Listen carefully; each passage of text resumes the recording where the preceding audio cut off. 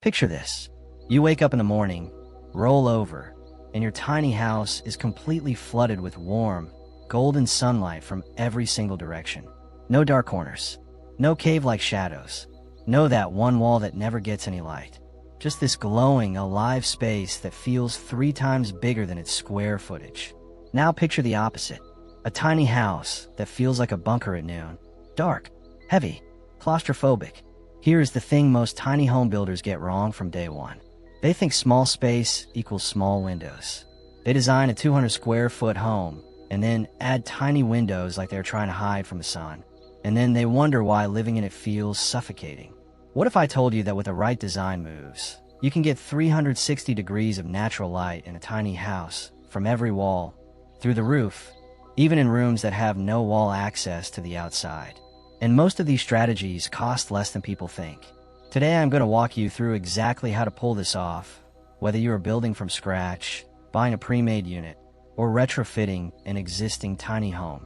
Some of these tips you can implement this weekend. Others you need to plan before you lay a single board. Stay until the end, because the last strategy is the one most designers leave off their plans entirely, and it might be the biggest game changer of all. Before we get into it, if you're new here, this channel is all about tiny home living done right. Real information, real numbers, no fluff. Hit subscribe and tap that notification bell so you never miss a build guide. Now, let us get into the light. Let me start with why this matters beyond just aesthetics, because this is not just about making your home look pretty on Instagram. First, space perception. This is backed by design science. Natural light reduces harsh shadows and makes surfaces read farther apart. That bigness you feel when you walk into a well-lit tiny home is real and measurable. A 200 square foot home with excellent natural light can genuinely feel like a 300 square foot home with average light. That is not marketing speak. That is how human visual perception works. Second, health. Studies tracked by Harvard Health show that daylight regulates your circadian rhythm, which controls sleep, alertness, mood, and even metabolic function. When you spend your days inside a dark space, your body genuinely gets confused about time. People report better sleep, better energy, and lower rates of depression when they live in naturally bright environments. And when you live in a tiny home, you are inside that space a lot. Third, energy savings. This one is practical and immediate.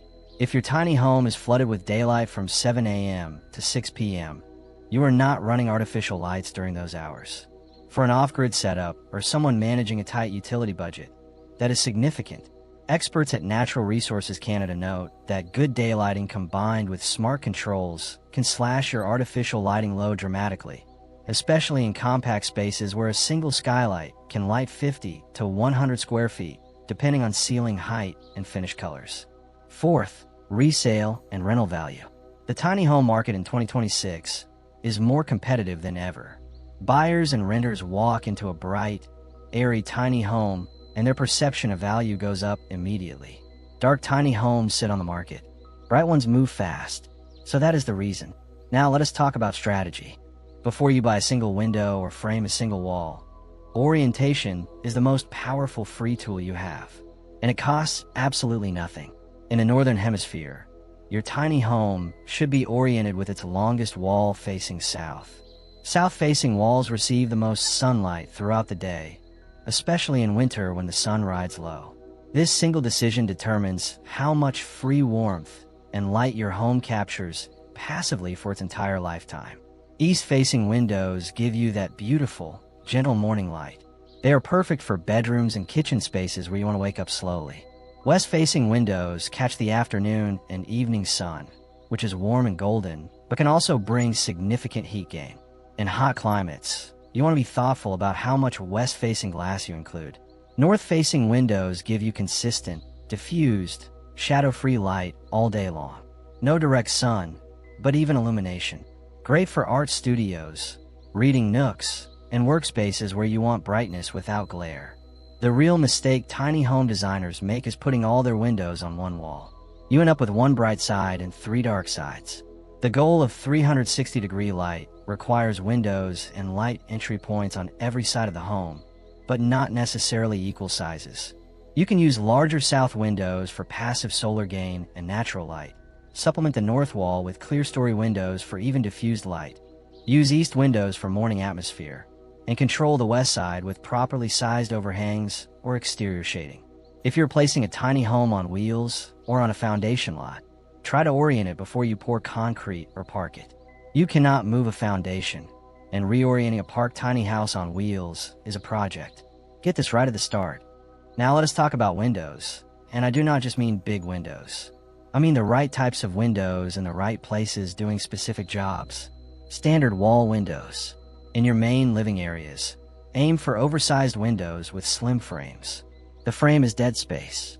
Every millimeter of frame is a millimeter of glass you did not get. Slim profile windows maximize the glass-to-frame ratio. In 2026, standard slim profile window units are running $500 to $1,200 per unit, depending on size and thermal rating. They cost a bit more per unit than standard windows, but the light gain is worth it. Fixed-picture windows let in the most light of any window type because they have no operating hardware interrupting the glass area. Use them where you do not need ventilation, like above a sofa wall or as a kitchen feature.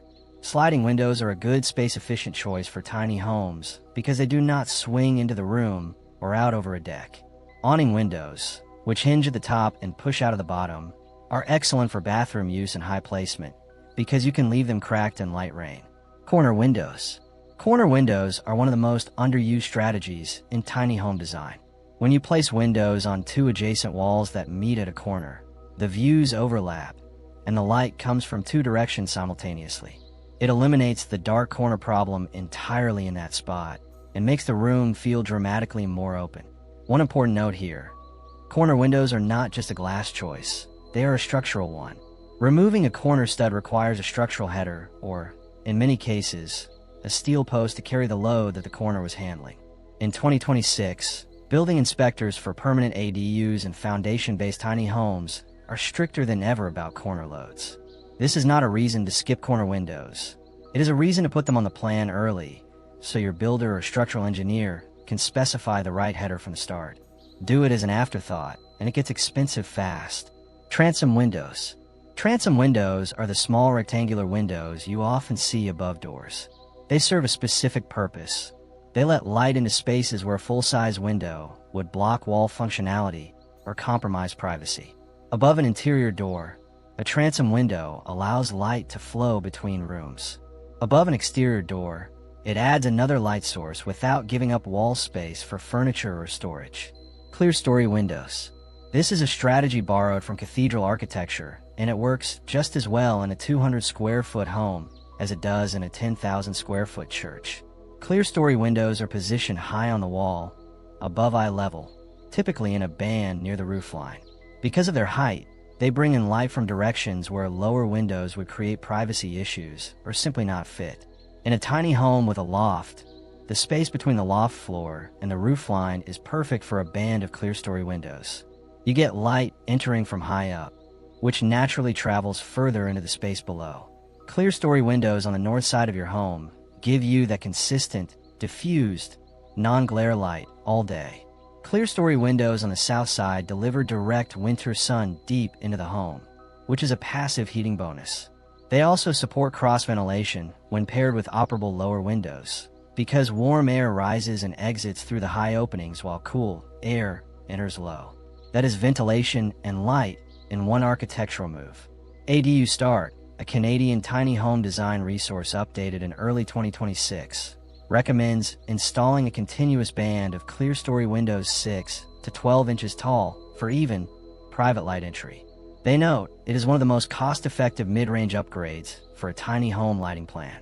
Wall windows give you light from the sides, but what about light from above? Overhead light is fundamentally different from side light. It cuts down shadows in a way that wall windows simply cannot. It reaches the middle of the room where wall windows fade out, and it makes ceilings feel higher. Traditional skylights. A well-placed skylight over a central area of your tiny home can light up multiple zones at once, especially with an open floor plan. The key word there is well-placed. A skylight in the dead center of a room can create glare depending on the angle of the sun throughout the day. A better approach is to offset the skylight slightly, So the light hits a wall or ceiling surface and bounces back into the room as diffused, even illumination. This is the same principle architects use in galleries and art spaces. For tiny homes, avoid west-facing skylights if you want to manage afternoon heat. South-facing roof sections in cooler climates give you the most sun. East-facing skylights deliver morning light without the heat load of afternoon sun. If you're in a hot climate, north-facing skylights give you daylight without the thermal penalty. Modern skylights in 2026 come standard with low-E coatings and argon-filled panes, which are now required by energy codes in most jurisdictions. These allow visible light to pass through while blocking a significant portion of infrared radiation. You get the light without as much of the heat. This matters enormously in a tiny home where thermal management is harder because the volume is so small. One bad skylight choice can turn your living room into a greenhouse in July. Vented skylights let hot air escape through the top of the home, working with natural convection to cool the space. They are especially valuable in loft areas, kitchens, and bathrooms. Tubular skylights, the secret weapon. Here is where things get genuinely impressive. Tubular skylights, also called solar tubes or tubular daylighting devices, are arguably the most underused tool in tiny home design, and the price point in 2026 makes them a no-brainer for most builds. Here's how they work. A dome on the roof captures sunlight from all angles throughout the day. That captured light travels down a highly reflective tube, and a diffuser at the ceiling level spreads it evenly into the room below. Solitube, one of the leading manufacturers, reports that their tubing reflects more than 99% of light that enters it, maintaining brightness even around bends in the tube. In 2026, a high-quality 10-inch to 14-inch tubular skylight kit from brands like Solitube or Velix Sun Tunnel runs $350 to $700 for hardware. Professional installation typically adds another $200 to $400. So your all-in cost is roughly $550 to $1,100 to bring natural daylight into a room that would otherwise need an electrician and a light fixture running 24 hours a day. Now, a quick note on expectations.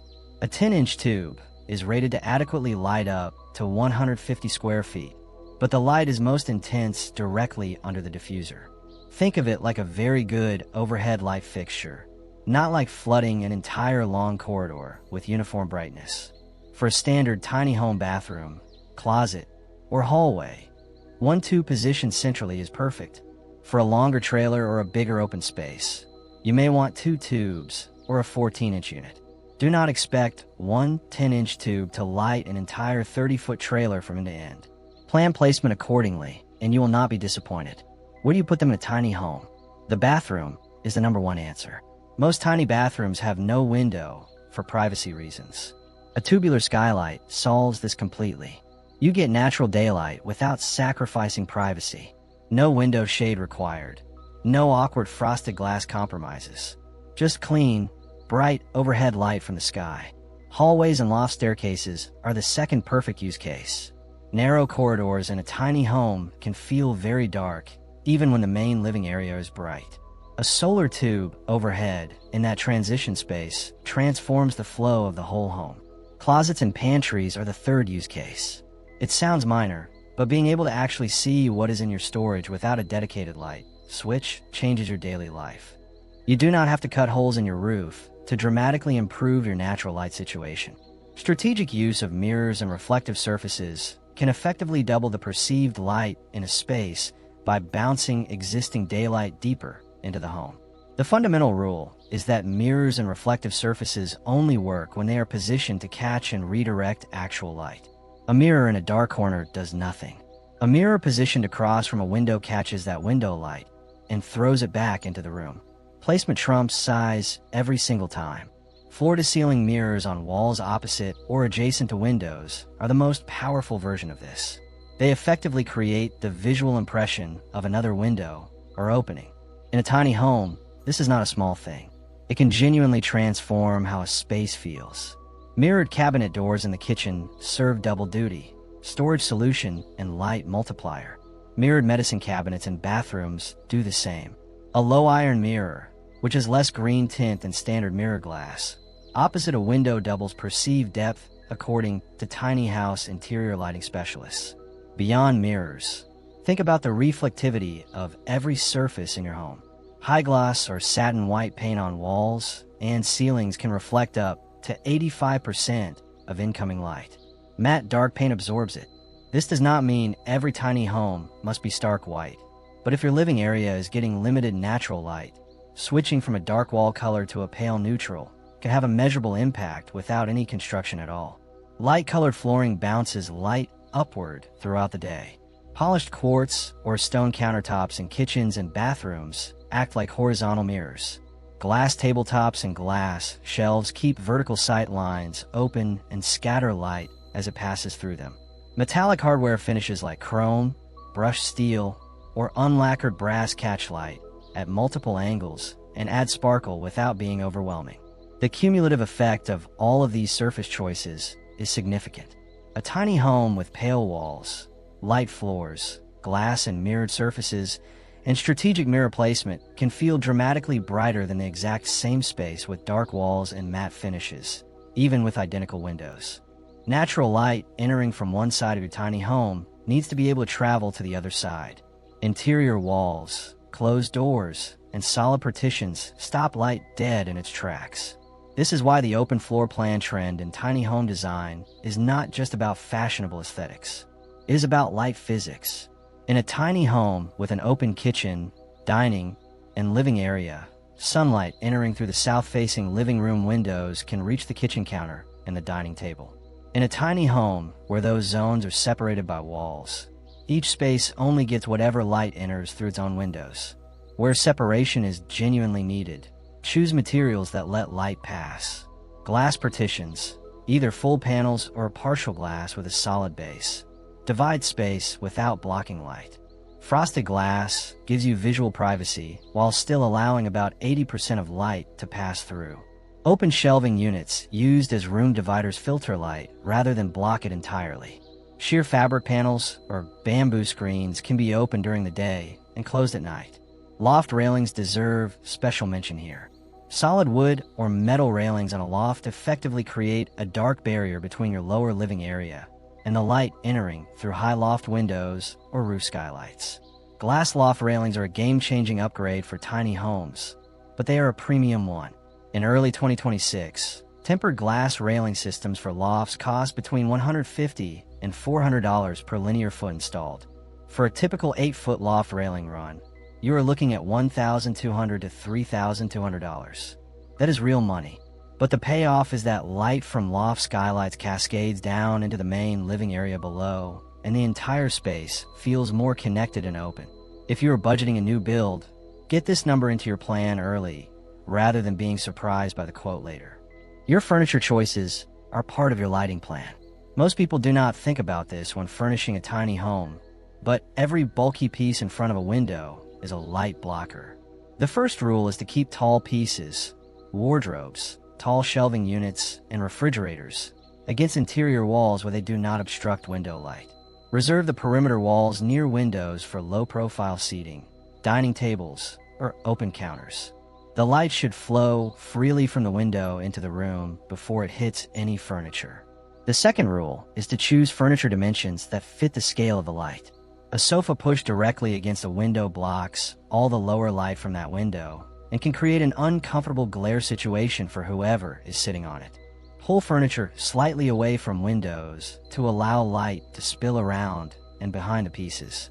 Glass-top coffee tables, acrylic chairs, and glass front cabinet doors all contribute to what designers call visual lightness.